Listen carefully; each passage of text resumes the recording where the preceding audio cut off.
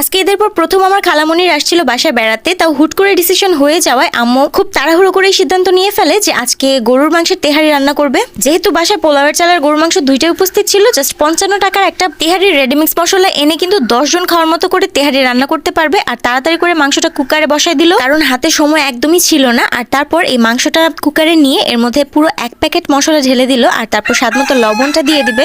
মাংস এইভাবে কষাই নিলে কিন্তু খুব ইজিলি বিরিয়ানি রান্না করা যায়। আমরা আজকে তেহারি রান্না করতেছি, আম্মু নর্মালি বিরিয়ানিও কিন্তু এইভাবেই রান্না করে। আর তারপর একটু শুকনা মরিচ করে দিয়ে দিছে। আর মাংস কষানোর মধ্যে তো আদা রসুন বাটা দিতেই হবে। আদা রসুন বাটা অনেকেই দেখি দেয় না, কিন্তু আমার আম্মু তো সবসময় বিরিয়ানি অথবা তেহারি বানানোর সময় মাংস কষানোতে আদা রসুন বাটাও দেয়। এখন কিন্তু চুলা অন করা ছিল, তো আম্মু মাংসটাকে খুব সুন্দর করে একটু মিক্স করে নিতেছে। আর কিছুক্ষণ একটু ভালোভাবে রান্না হওয়ার পরে আম্মু এর মধ্যে দিয়ে দিবে আমাদের টক দই। টক দইটা অল্প পরিমাণেই ছিল, দেখতে পাচ্ছেন এতক্ষণে কিন্তু আমাদের মাংসটা একটু বলক আসা শুরু করে দিছে। তো আম্মু একটু ভালো মতো রান্না টান্না করে তারপরে